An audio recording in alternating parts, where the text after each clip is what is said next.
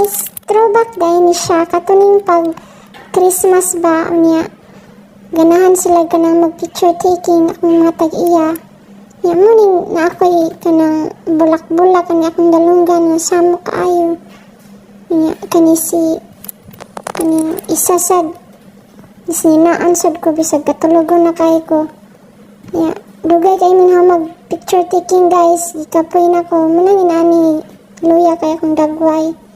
Sumuni siya throwback awa. Pasko pa ni siya nga time guys, pero picturean pa dyan. Apoy kanin ko ano. Basta mapasko guys, nani dyan yung tradisyon ng mga picture-picture na yun.